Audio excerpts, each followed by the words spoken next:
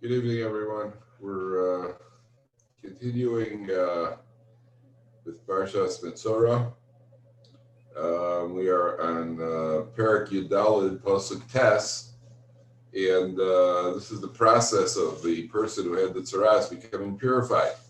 And today we have some very, very intriguing ideas that come up from this parsha. Again, as I mentioned yesterday, this is not the most upbeat subject matter that we ever find in the Torah, but it's certainly things with lessons that we take, life lessons that come out of it, and especially when it comes to guarding the tongue and the mouth and the mood of a person, and especially in the current situation that we have to try to remain upbeat. And therefore, let's see what the Torah has to say. In Perek Yudalid, Pasuk Tes, the Torah says, "Vayeh b'yom hashvi." On the seventh day, Yigalach es kol se'oro. He should shave all of his hair, as Roshov, as Zakanov, as Gabos Edav, his head, and his beard, and his eyelashes. As kol se'oro Yigalach. All of the hair, the visible hair on his body, has to be shaved. Now, Rashi over here makes a statement where Rashi says, as kol se'oro, Rashi says, klal pratu klal, this is a general rule. Lahavi kol makom kinus seir venira. Anywhere where a person has a gathering of hair and it's visible. So the plain meaning, obviously, is that the Torah is presenting the criteria here, which hair on the body needs to be shaved. But by extension, the right words of Rashi, Rashi, by the way, most of the time people say, well, Rashi says. When you learn the parsha, people say Rashi says. About 90% of the time, maybe even more, Rashi is quoting Chazal. Rashi is quoting either the Talmud or he's quoting the Midrashim, the classic Midrashim. And Rashi's greatness, by all accounts, Rashi's greatness was not necessarily what he said, but what he chose to say, because there's so much Tanaic and Amoraic literature, commentary on the Midrashim of various types on the Chumash, and Rashi is the one who selects what which point it is that the most important point that we should take out of this. So Rashi says any gathering of the hair invisible. Now, there's no. It's very ironic that when it comes to lashon hara, which is what this all boils down to for the most part, most of the plagues because of lashon hara. So one of the causes of lashon hara is kinus, a kinus seir, actually is a gathering of the hair. So there are two things. There's gathering, any public social gathering, almost inevitably is going to lead to talking about other people. Anybody's ever had a class reunion? So generally, what class reunions amount to is reminiscing about people who are not there, which leads to lashon hara, or a group of people that get together and they start sitting around and schmoozing and talking. On the one hand, we are social beings and we have to be social. On the other hand, a person has to be very, very selective about their social gatherings and exactly how long they're going to be there, what they're going to talk about, how much they're going to talk about. And as a rule, when people say, well, how do we avoid speaking lashon hara? Don't speak about people at all. Just don't speak. Leave out names. You want to talk about people. If you're somebody that you're certain that nobody knows who you're speaking about, then it's permissible, and that they don't know who you're speaking about, there's no way they can find out who you're speaking about, then it's permissible. But as a rule, leave the names out. And not only that, you're able to tell about somebody.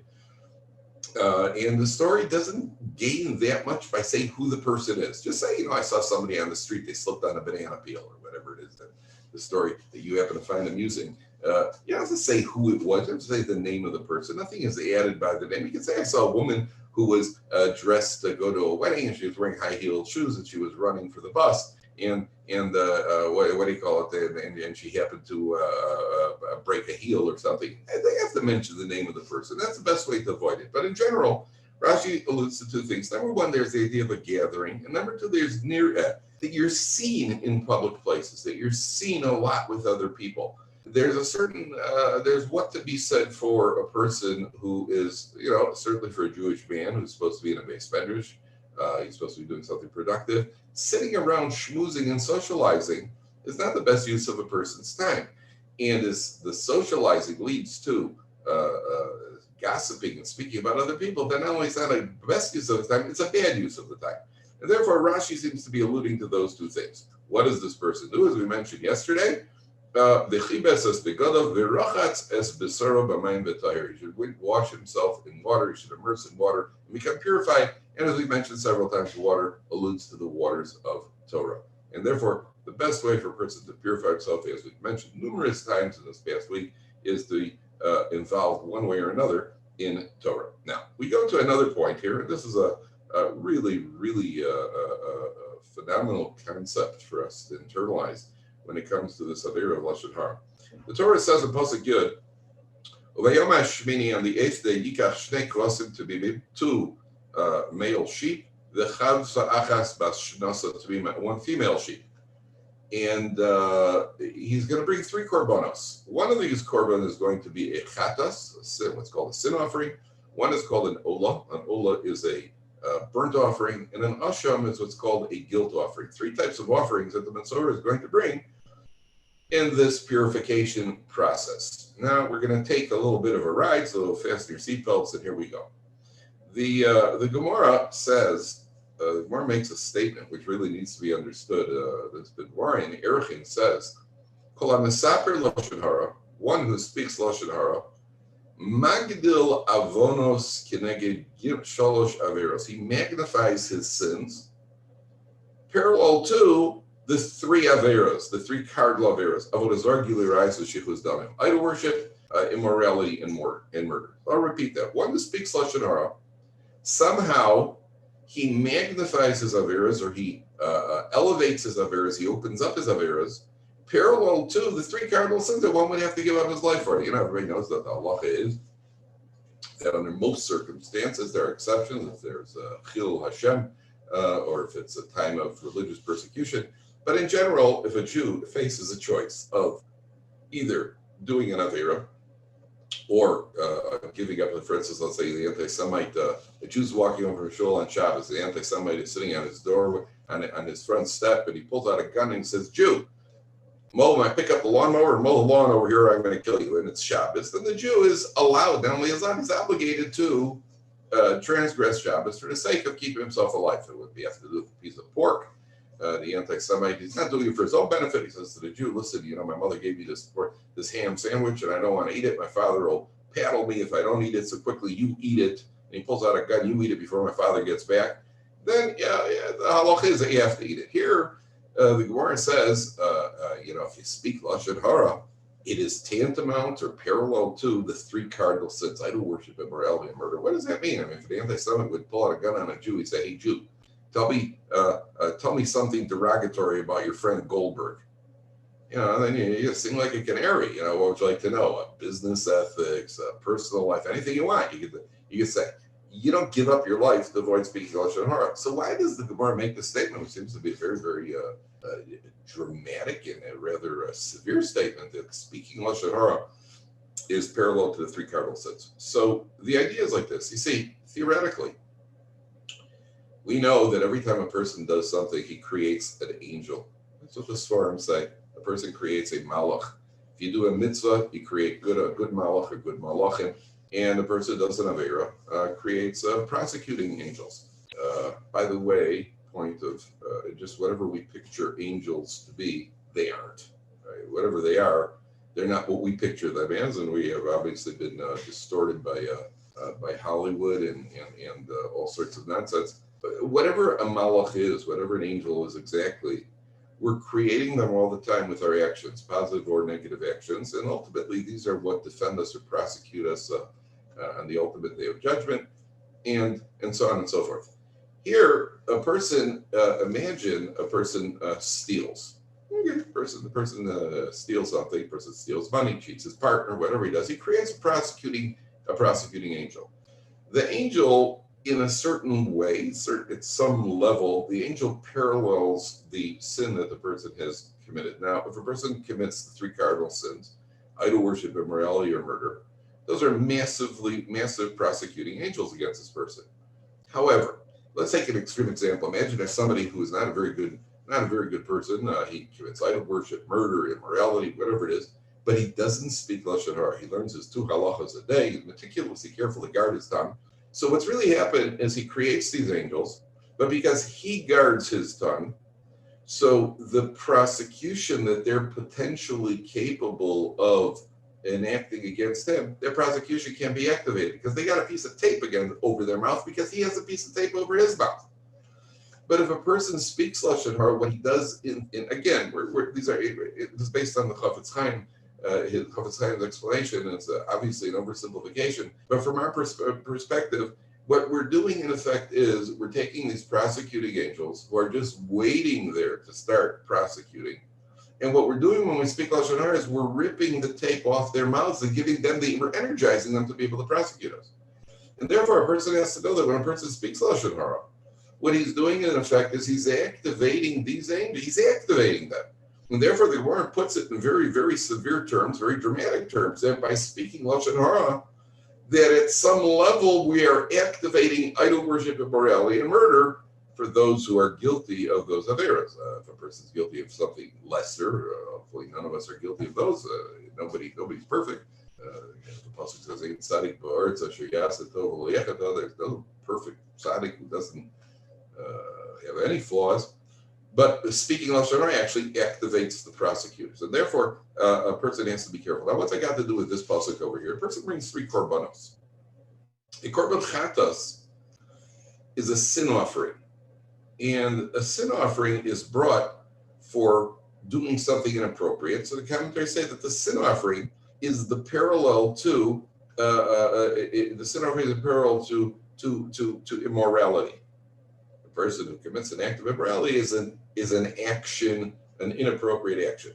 So a korban chatas, which is brought for somebody who does something wrong, who actively does something wrong. By the way, that's why a chatas is generally is a female animal, because the females are the women are in the active part of the world. They're in the physical part of the world. They run the home and they take care of. They're more connected to the physical running of the world.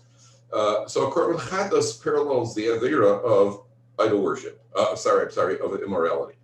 A korban olah, which is a burnt offering, which is a male animal, and it's brought generally for something inappropriate thought process, that parallels idol worship. Because on the one hand, idol worship involves an action, but there's got to be a thought, an acceptance in order for it to be the severity, the most severe form of idol worship. It has to have the thought process of actually internalizing. A person feels that, yeah, this is a god of some sort, in order to be as guilty, the highest level of guilt for this avera. That's idol worship, and that's immorality. Murder is the severing. Murder is the separation of the soul from the body. When you kill somebody, so his body and his soul are separated. So it's really what was joined together.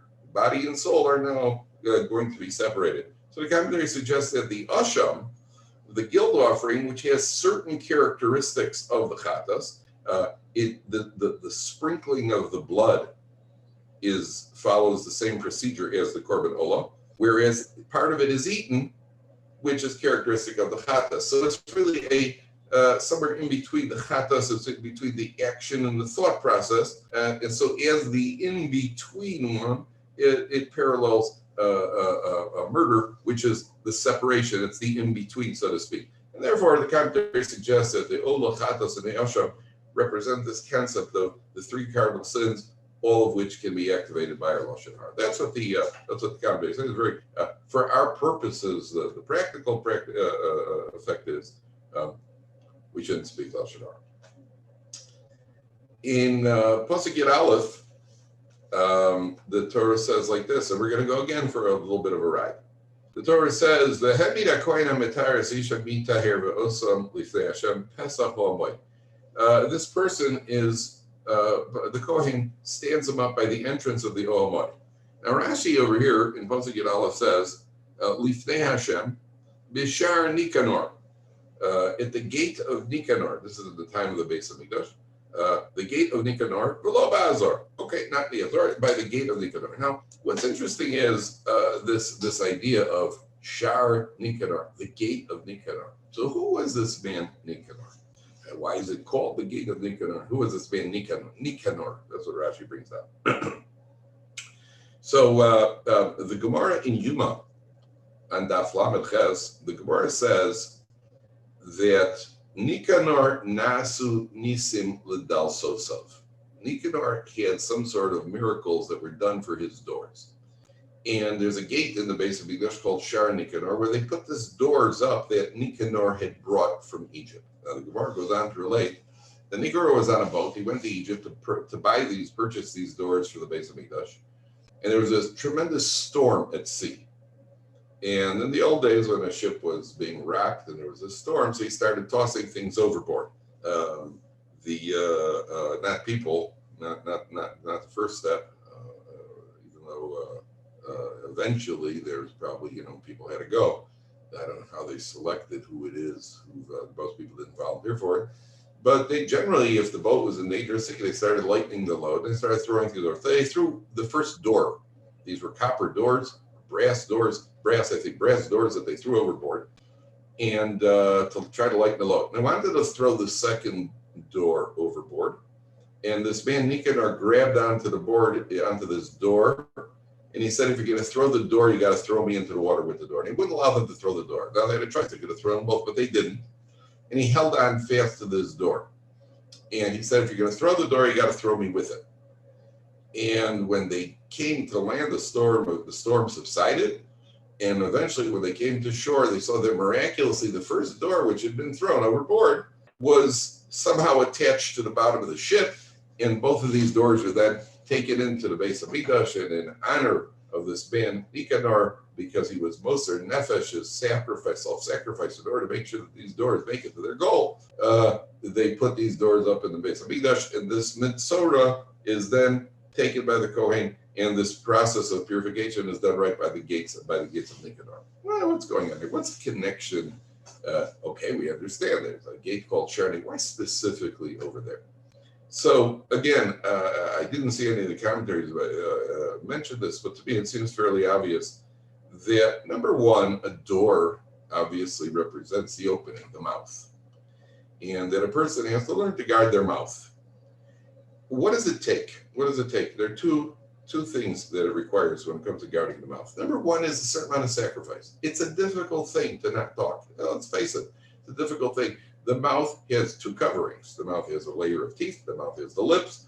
The mouth has, Chazal say, a double covering. That a person should think twice before they speak. There's another statement where it says that a word is worth one selah and silence is worth two. Because what do you call it? There's the old saying, "Silence is golden." Nobody ever regretted something they didn't say. I mean, once in a while, maybe. Most of the time, we're fine not saying it. I actually heard a story once. There were these two young ladies on a bus, and the girl started speaking. And one of the girls said, "Did you hear Shifra got engaged?"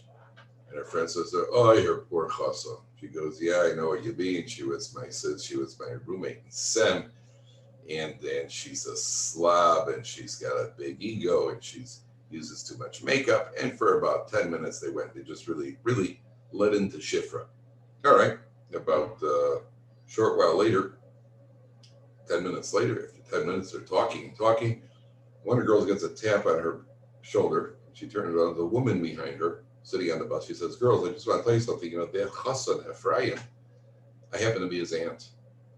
And this is very important information that I overheard you mentioning. I'm going to be sure to pass it on to the families, to his family." And the girls were housing. No, we meant sloppy and in a creative way and too much makeup in an artistic way. They tried, all that, my words were taken out of context type of thing, none of which anybody ever believes. And he said, no, girls, I heard what you said. I will be sure to pass this on. I'm sure the family's going to want to know about this. And the girls are just sitting there, they realize they may have just torpedoed a shidduch, and they just feel terrible. In the meantime, this woman waits. About 10 minutes later, she rings the bell on the bus, and she stands up. She's by the door. The bus pulls up to the stop. The door's open, and she turns to the girls, and she says to them, "Girls, I just want to tell you something. I'm not really his aunt, but I could have been." Ooh. What that means is that the person has to be very, very careful. Better than not say it.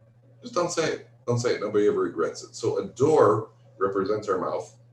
And the Shar Nicanor, to bring his doors, first of all, was a certain amount of self-sacrifice. It was ready to be thrown into the water.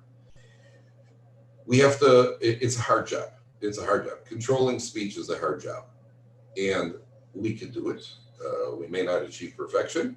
We have to work at it and improve a little bit like all other areas of Yiddishkeit. But number one, we have to sacrifice. Number two, I think that the symbolism of the Gemara is, there they are, they're telling Nikar, listen, we got to throw that door over.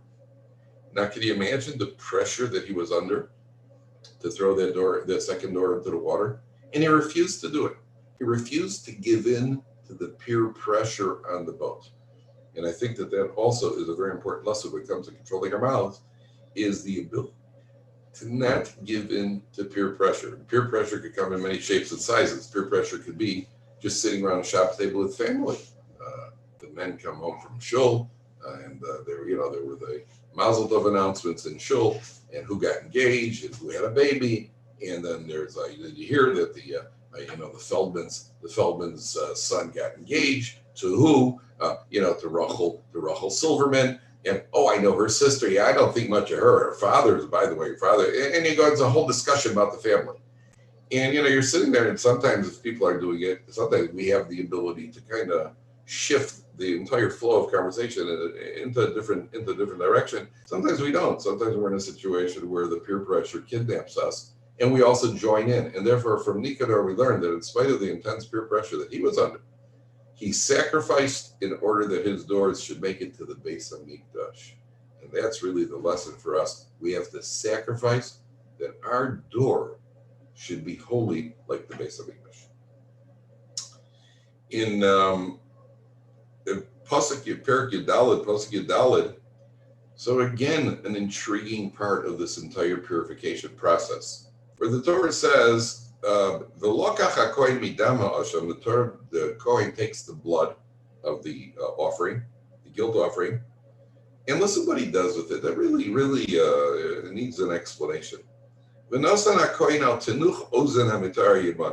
it on the right earlobe of the person who is being purified. He sprinkles blood on his right earlobe.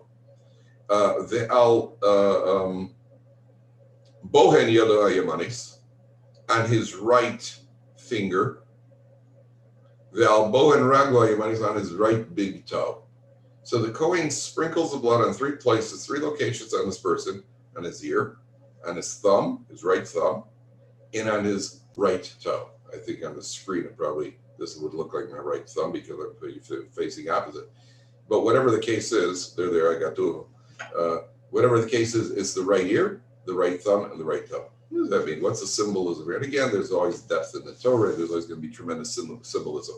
And then the Kohen takes oil and he dips his finger in the oil. And again, he sprinkles the oil 7 times. And the rest of the oil he puts on the head. He puts the oil on the ear, the right thumb, and the right toe. And the rest of the oil he pours on this person's head. So look what's happening over here. The blood, thumb, right ear, thumb, toe. The oil, ear, thumb, toe. And the rest of the oil he pours over this person's head. That's the end of the culmination of the purification process. So the commentaries say like this. Well, the ear obviously represents hearing, and the thumb, symbolic of the hand. Now the Gemara asks, why is it that our fingers are shaped like pegs? On adult fingers, it's not as obvious, but if you ever look at a baby's fingers look very much a baby when he's born. The fingers are much wider at the base than they are at the top. But by an adult, they already start evening out. They're still thicker at the base than they are at the top. And the Gemara says in Ksubis, why is it that our fingers look like pegs? So that if a person is hearing Lashon Hara, he should put his fingers in his ear, he should plug up his fingers. Why do we have earlobes? If a person hears Lashon Hara, he should plug up his ears. So the ear and the thumb represent that we should have been doing this when it came our way. We should have been plugging up our ears when Lashon Hara came our way. And the toe represents we should have run in the opposite direction. That means when we see it coming, and most of the time we know when somebody's about to speak Lashon Hara, somebody says, hey, I got to tell you something. And he gives a couple of, sidelong glances to make sure nobody's listening. So we could sense that this isn't going to be appropriate. And I want to mention two things here. There's a statement in the Gemara. One of the Amoraim says, I never, now listen to this incredible statement, I never said anything and looked behind me. You hear what that statement is? I never ever in my life made a statement or mentioned something and gave a glance behind. And what he means is, sometimes if we do like this, I'm about to tell you something, and I do like this. That means I'm probably saying something that at some level is inappropriate.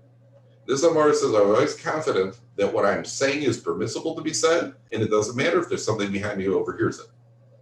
So when we sense that somebody's about to tell us something or starts telling us something that's inappropriate, one way or another, we have to try to get out of that situation. The tactful thing to do is to blame ourselves. This works in many areas of Avodas Hashem. The tactful thing is say, you know what, I've been a little too loose with my mouth lately. Maybe we shouldn't talk about people that way. It's not, if you say to somebody else, you're talking Lashon Hara, generally people become defensive, they become resentful. If we blame ourselves, that's a way of avoiding the ill will, and simultaneously we're able to shift the conversation. If you're in a group of people, sometimes it requires Nicanor's self-sacrifice to say to people, hey people, listen, we really shouldn't be speaking about this. It's difficult, and a person may lose popularity. Ironically, people will respect you for it, but at the moment it's difficult. And if worse comes to worse, the Gemara says, listen, nothing else works, plug up the ears. So the thumb represents what a person should have been doing, and the toe represents the foot, which means the person should have somehow gotten away from that situation where the Lashon Hara was being spoken.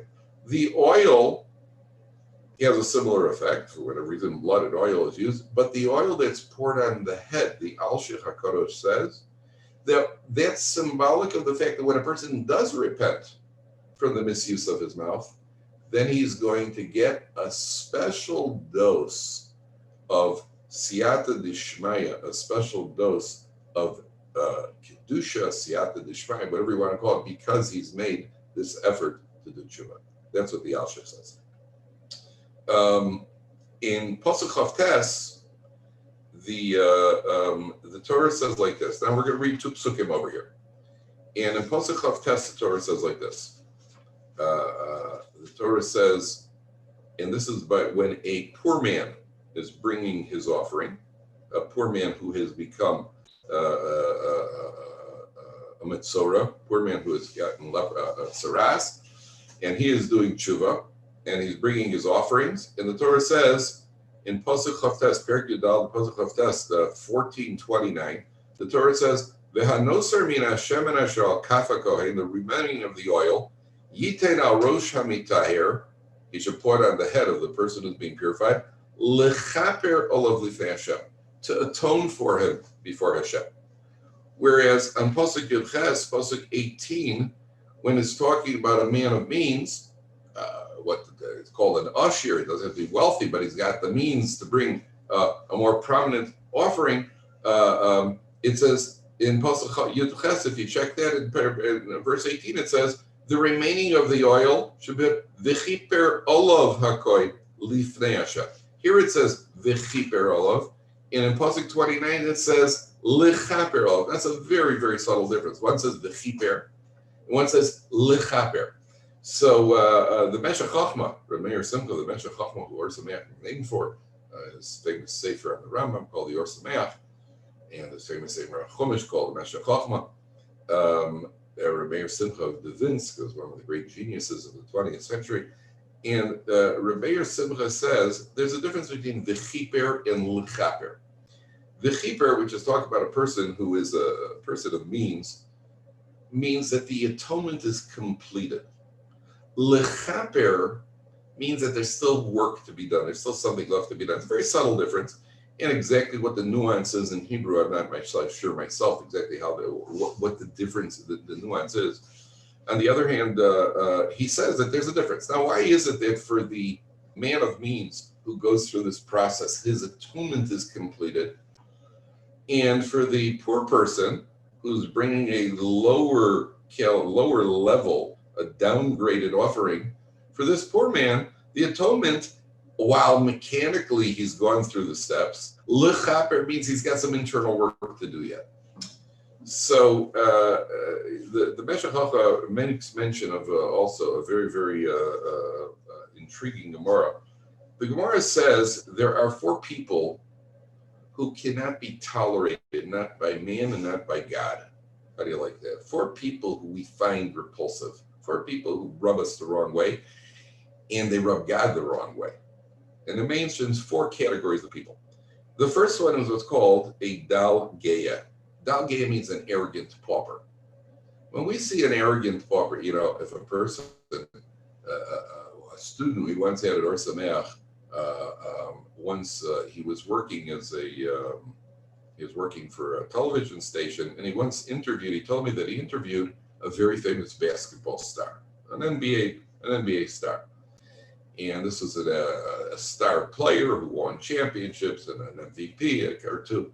And he, he was making a lot of money. And he interviewed this guy, and he said, I asked him, what was he like as a person? He said, well, listen, he was a fairly nice guy, but a bit arrogant.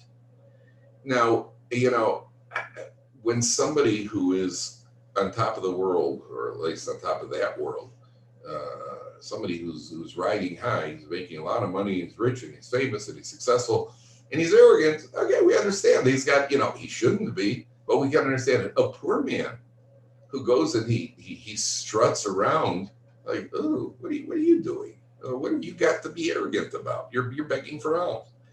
So the first category of something that rubbed us the wrong way is a poor man, who's a dal geya. Here we're talking about the offering of a poor man in Pasuk 29.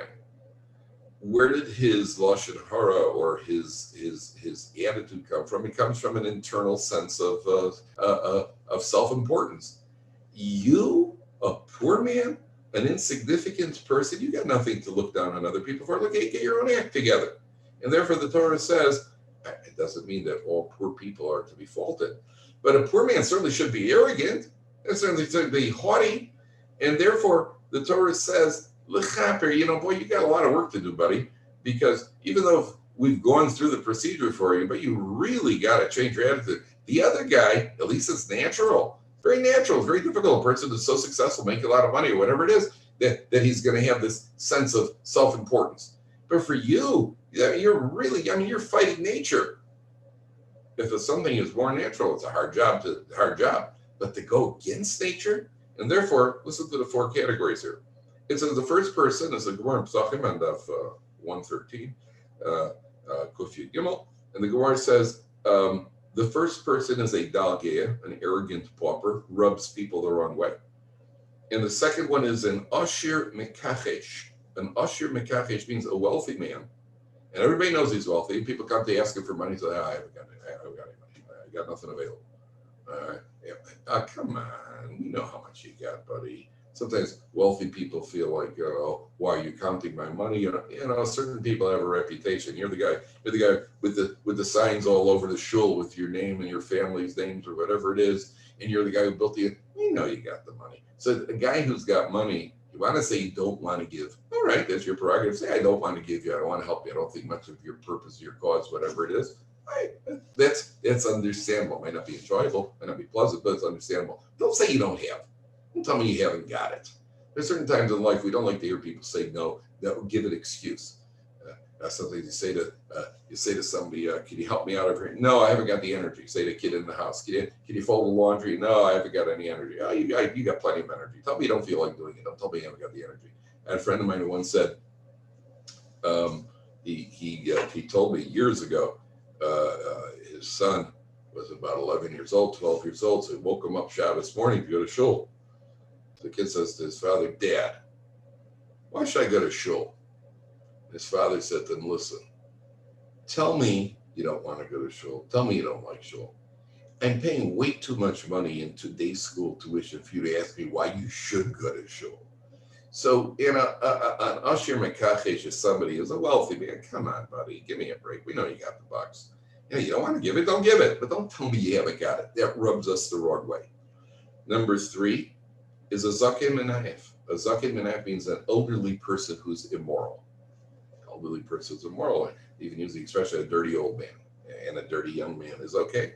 The answer is that the common denominator is he's going against nature. We understand that this is not natural for him to behave that way, and he's going against nature. And that's the common denominator. The fourth one is a communal leader who's been elected or appointed to a very high position of responsibility for a community, and he doesn't pull his weight. And he lords himself over the community, but he doesn't come through for that. And in all these cases, these are four people who are repulsive, and to a certain extent, there's going against nature. And therefore, the Dalgeya over here, this person who brings us korban, he needs his atonement, according to the Meshech Chochmah, at a subtle level. His atonement is not completed because he is going against the natural flow by behaving in a haughty manner. The Torah then goes on to the final section where it talks about when the Jewish people come to the land of Israel. And we're skipping all the way to Pasuk 34 now. In Pasuk Lamed Dalet, it says, Ki savo el eretz Canaan asher ninose lachem la'achuza. When you come to the land of Canaan, which I am giving you as a portion, v'nasati nega tzaras v'beis eretz la'achuzastem. There will be a tzaras plague mark in your homes. Now here we get to the third category of tzaras. We mentioned that tzaras can come to the body, can come to the clothing. Here it's talking about where when the Jewish people go into the land of Israel and they go into the homes, when they're in the homes, then a person may find discoloration on the wall. We'll see in a moment. He goes to the Kohen. And the Rashi brings down over here, Rashi kind of jumps the gun over here. And he says that when they go into the houses, the Canaanites, Rashi says, knowing that at some point there's going to be an invasion, that the Amoraim, who were one of the Canaan nations living in Canaan, they hid all sorts of treasures in the walls of their houses. So when the Jewish people come into the land, so there's going to be tzaras on some of these houses. In some cases, bricks are going to have to be removed. Stones are going to have to be removed from the walls. In some cases, the entire house is going to have to be dismantled. And then they're going to find the treasures which the Canaanites have left in their homes. The Jewish people are the Canaanites, what they've embedded in, what they've hidden in the walls and inside their homes. So the first question and the obvious question becomes, there's a concept called a chotei niskar. Chotei niskar means a sinner who benefits. We never want a sinner to benefit. Why should somebody do something wrong and then benefit from a sinning? So the way Rashi makes it sound like is that, well, people are going to speak Lashon Hara, there's going to be discoloration on the wall, they have to call the Kohen's going to examine it, and if they have to take out the stones, so then they're going to find a treasure, or in some cases dismantle the house. That begs the question, well, why should and what about the person who doesn't speak Lashon Hara? What about the person, actually the discoloration on walls doesn't come from Lashon Hara, primarily it comes from a person who's stingy.